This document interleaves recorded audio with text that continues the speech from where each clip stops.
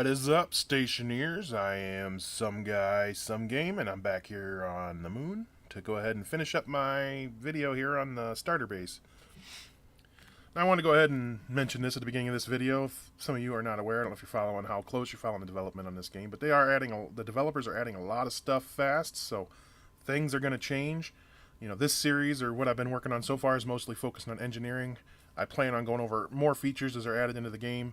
And if you're watching this video in the future, which you may be, well, everybody will be actually, I guess, then go ahead and make sure that I will try to keep things updated. Check out for new updated videos on this stuff. This might be an old one eventually, so go ahead and make sure you're checking my page, maybe others people's pages. Make sure you're getting updated information on this. But I'm gonna go ahead and try to keep everything relevant, and I'm pretty sure most of this stuff in this video and the other videos I've made will stay relevant for quite a while. If the developers make any major changes, I will try to make sure I add them to notes to the description and stuff like that, so you guys are knowing it. But for the most part, this should stay relevant, I think, for quite a while. So another thing is you don't have to build exactly what I'm building here. I'm also just trying to show you ideas of what you can do with stuff.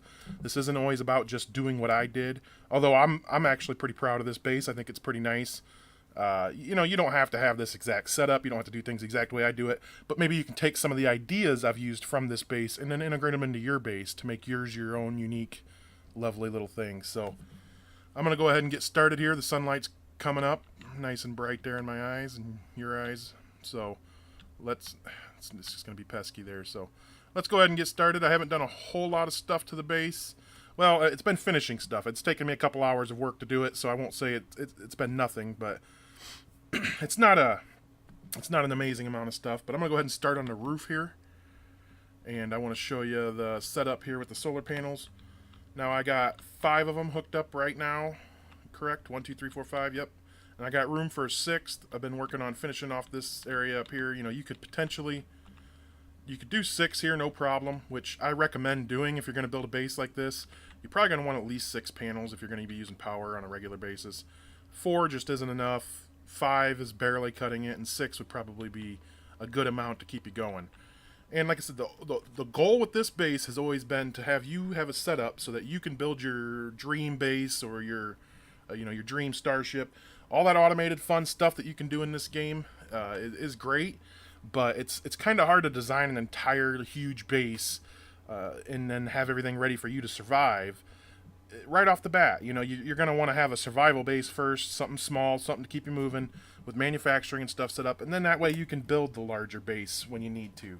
So that's always been the ultimate goal with this stuff. So hopefully that's what I'm showing you here is just something that you can do simple setup so you can build that dream automated. Push a button and everything does everything for you. That's great, and I'm hoping that we can all get to that point sometime, but for now, hopefully this will be the basic setup you can use to get going. So I wanted to show you where the solar panels can expand up there. I guess I jumped down.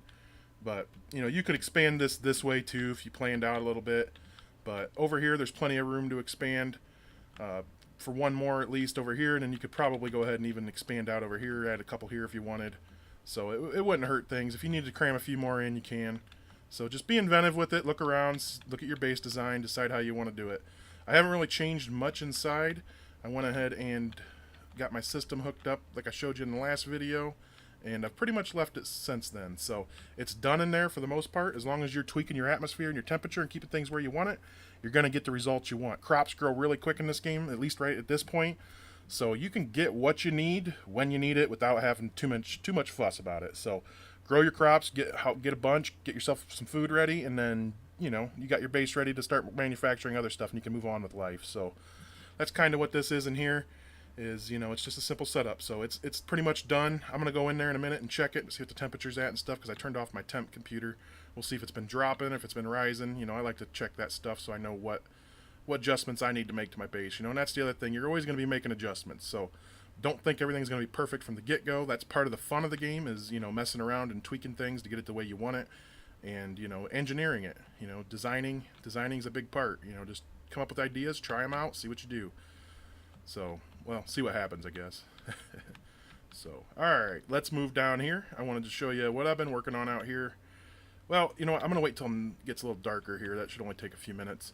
I'm going to go ahead and head inside. Now that I got this set up, this isn't doing anything other than toggling these doors. And the reason why I got it set up this way is because That way I don't have to forget about making sure I've always got this door closed behind me. If I just hit the toggle here, you know, it's closing. It's just switching them back and forth here. So simple little thing, but you know, it makes a big difference. So let's head in here. Now let me grab my lovely little purple.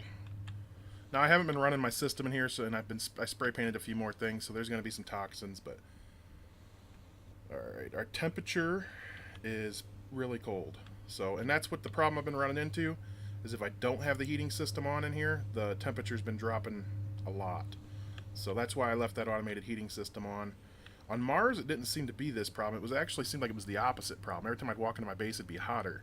So you're just gonna have to keep an eye on your setup. Where it depends on where you're at, what conditions you got outside you, your base and all that. So just keep an eye on it and figure out what system's gonna work best for you. If you need the cooling, like I said, this thing works amazingly well for cooling. You just need to have it hooked up to one of these and then have the pipe vent outside or wherever if you want to capture those gases, have it vent into your system, however you want to do it. I'll probably show that eventually in another video. I've showed it before on another one, but I am going to be making more, so maybe on my next base I'll go over the furnace stuff and air conditioning stuff again. But for now, this is all you got to do is just wrench it down to this, let the pressure out, and then unwrench it, and then turn it back on, and it'll keep your base, it'll cool it down nice and quick for you. So, but that isn't my problem in this base. It seems to be the opposite. So I got this nice heating system rigged up. Once this hits the right temperature, it'll turn it off. It is power hungry though, so if you're not growing crops, I recommend not leaving it on all the time. Just come in every once in a while, flip it on, let your base heat up a little bit, and you should be good to go. So I still haven't cleaned everything up in here, so it's a little messy, but this is, like I said, this is a simple setup. You can sleep on the floor over here in the corner.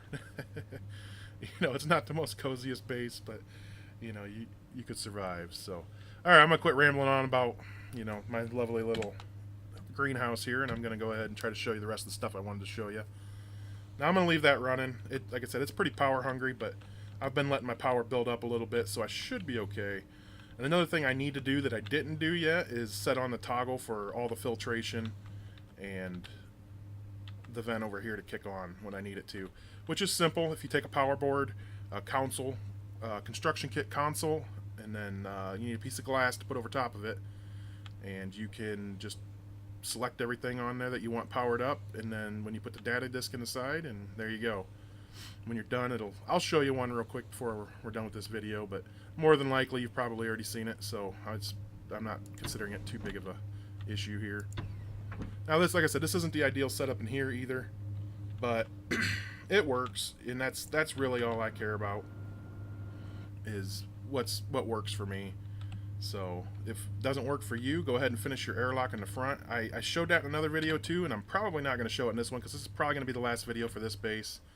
I may or may not come back to it, but I'm probably not going to, because I've shown you most of what I can show you here, and I don't think there's too much more I can do with it. Like I said, from here I want to go ahead and you would want to build something else. You'd want to start a bigger base, or you'd want to start building your mothership or whatnot. Now the devs have been teasing rovers and stuff like that, so I want to kind of focus on maybe putting in a garage or trying to do something like that in my next build. I'm going to try to do something a little bit different, so stay tuned for that, I guess. I haven't quite worked out what I'm going to do, but it should be here soon. So hopefully, maybe if you're watching this, that video might even be up. But I'm going to start another base here soon and try to make it a little bit, I don't know, maybe a little nicer and more bigger than this one, I guess. Not more bigger, but definitely bigger. So, all right. I got my room vacuumed out. I'm just pacing back and forth here chatting, so let's toggle that and head out. Another thing I wanted to show you out here was I went ahead and got my manufacturing boards set up. So here, I tell you what, let me head back in here. Manufacturing boards, manufacturing power boards in and ready to be toggled there. I'll show you here in a second if I'm not making much sense. Let's find cable. Let's start that, Britain. So you're working on your base, you want to go outside and you need a bunch of cable, right? Well, who wants to just stand here and watch this crap print, right? I don't. I try to avoid this, so what I would rather be doing is heading down here, going to where I need it, and going out here and getting ready to go where I need to go. But another problem is if you start this up and you're not up in there, you can't turn it off, right? So I went ahead and added these toggles to each one of these, so if your machine's running and you're letting your stuff print off once you got what you need, it's pretty simple. just hit the toggle button and your power's out. So power on, power off, power on, power off. Easy peasy. Yeah, wax on, wax off, right? Alright. So there you go. There's the cable. That was easy. That's what you want. You don't have to worry about it. Machine's off. You can go about your business. You can run out here and do what you need to do. Same thing goes with steel sheets or anything you can print off from these, especially the ones that print in mass quantities that you're going to need. Steel sheets, steel frames, and wall kits. You know, you can start those printing. You can come out here, say you're building a base. You know, I want to build my base. I probably wouldn't build it too far from this, to be honest. So maybe just right over here if I was going to build a base out here. You know, so you can run back and forth, grab what you need, flip it on, or flip it off when you don't need them anymore. That way you can stop your stuff from printing everything out. So I also went ahead and added in a bunch of lovely lockers along this side. Each one of these is in the wall a little bit right here if you can't tell, but it actually works really good. I haven't had any problems with it. Let me flip the light on. Stuff sticks out of it just fine. I think I even have wheat down here in the corner. Yep. I mean, it all looks good. I haven't had any problems with anything disappearing into the wall, so I won't guarantee nothing will ever do that, but for this setup, it seems to work really good actually. So I can throw my ores in down on this side, just put them here. That way I have them handy for my furnace when I need that. And I can put all my construction stuff I've been printing off and I'm going to need. I can throw all that in here, so I'm good to go. It's a nice little setup. Alright, I had to put a brief cut in there, but let me keep moving on here. It's finally dark, so I can show you. Right here I put this handy dandy light switch right here, so you can come over here, toggle this on, and then you got your lights running down through here so you can see into your lockers, so you can see all your lovely stuff in there, so you don't always constantly flip your headlight on. That's probably one of the most annoying features of this game, is lockers are dark. At least at this point, that's what annoys me one of the most, because you got to always flip on your light to see what's in them. So I went ahead and put some lights down the hallway here. That way you don't have to worry about that as much. You know, think about these designs when you're building your base, how you want things set up, and you know, you're probably going to want light in your lockers. So try to do things like that if you can plan ahead a little bit and get it done. But I'm pretty happy with the way this hallway turned out. It's got everything I'd want in it. You know, I can print off everything I need, charge my batteries, grab my stuff from the lockers, make my ores, and like I said, once you're done with them, you don't even have to run back into the base. If you have a few that you know you're going to throw in the machines, toss them in here. They will end up in this little room right here, little exit room, and you can go ahead and grab them whenever you need them and toss them in your machines instead of having to fill up your backpack. Because if you're like me, your backpack's always going to be full of random junk, and it can sometimes be hard to shove random, you know, ingots and stuff into your backpack. This thing likes to tip over on me all the time, so you know what, I'm giving up on it here. So just gonna let it tip.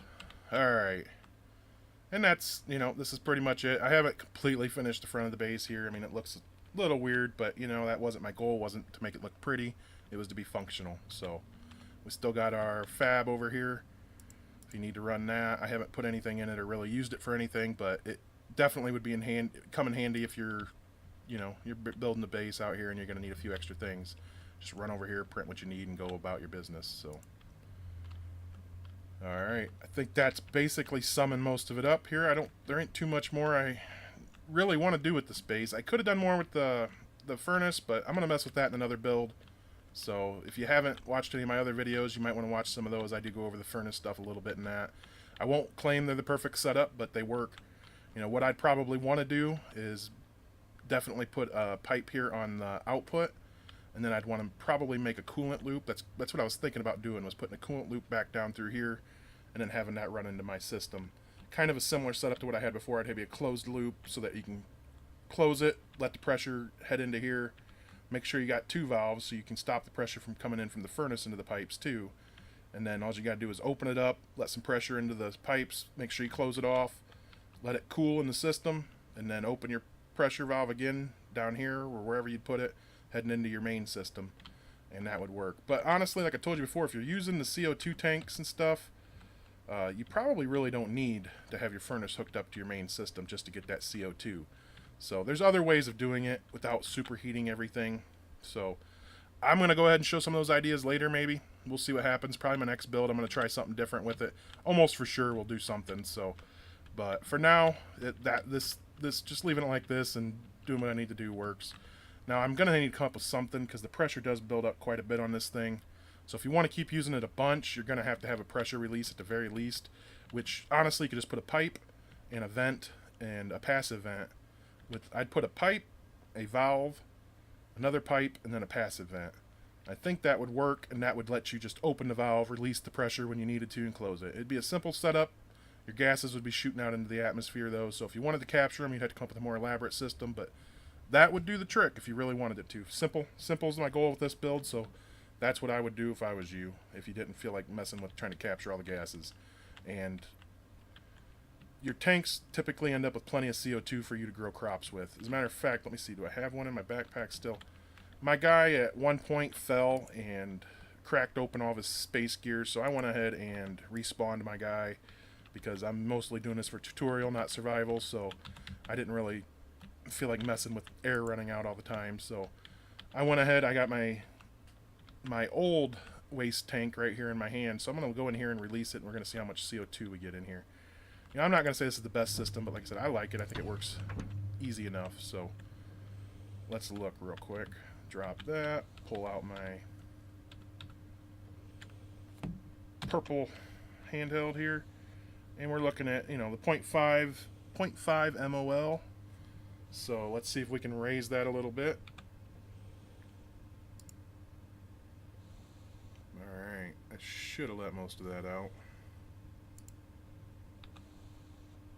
And there you go. We got 3 MOL. So I'm not 100% on what all the abbreviations mean, but mole sounds good to me. So there you go. It's that simple. And you don't need... I would recommend filtering your system before you put the CO2 in here. That way you don't have to mess with it. Because if you have the air all nice and clean and filtered for you, and it's just oxygen and O2, not any of the X there you're seeing, then you can just add your CO2 to the room and grow your crops. You don't have to worry about it. Make sure your temperature's where you want it, which for growing crops is between 20 and 50, I'm pretty sure. So I like to keep mine in the 30s. That way you got a little bit of buffer on each side in case it gets too hot or a little too cold. So I think that's going to sum it up for this video. If there's anything else you wanted to see with this build, just let me know. But I think I'm going to go ahead and wrap it up with this one. So any questions, let me know. If not, I will catch you on the next video.